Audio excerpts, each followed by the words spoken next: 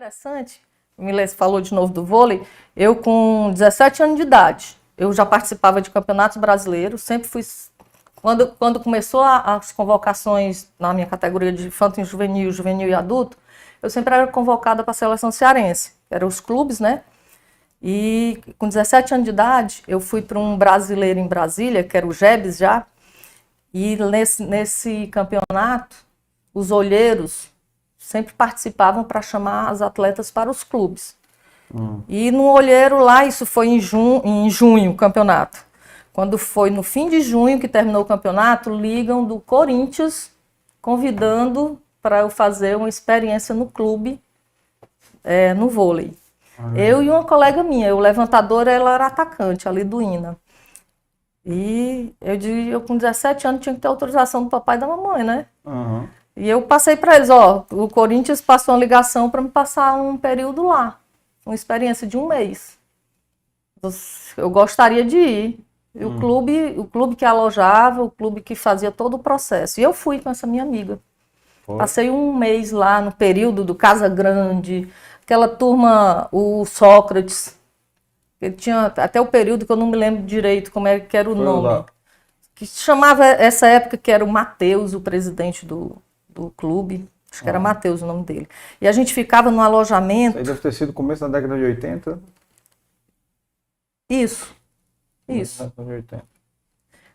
A gente ficava no alojamento do clube. Era uma casa a 200 metros do clube, que tinha só atletas de outros estados que ficavam alojadas nessa casa, que iam para fazer esse estágio dentro do clube para poder o clube fazer propostas de ficar ou não ficar.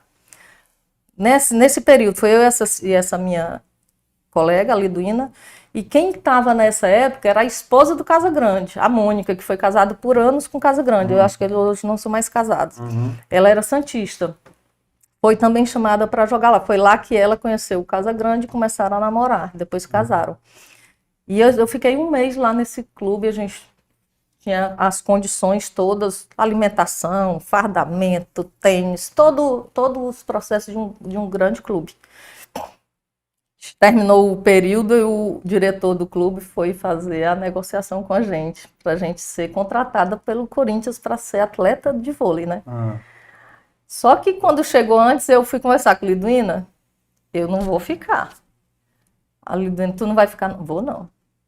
Eu não vou trocar minha cidade, eu com 17 anos de idade, e eu não sabia ainda o que eles iam propor. Nessa época, o vôlei era muito amador, totalmente diferente de hoje. Como é que a senhora já ligou sem receber a proposta? Mas eu já imaginava como é que ia ser, né?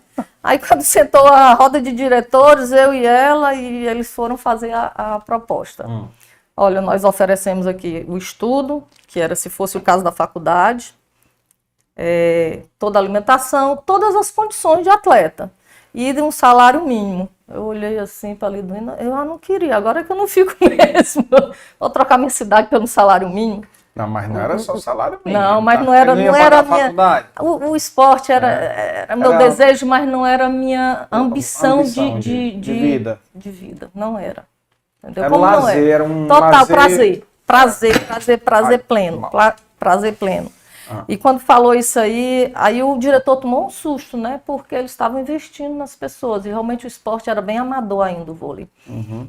E ele, mas por que você não vai ficar? Eu disse, não, eu não vou trocar minha casa, minha vida, pelo um salário mínimo. Minha visão foi o meu desejo, que não era ser profissional esportista. Poderia ter sido muito positivo, mas eu não via aquilo ali como uma coisa que ia me fazer o sucesso. O sucesso que eu digo é profissional. Sim. Né? Então, eu não, de cara, eu disse a Liduína, se tu não fica, eu também não fico.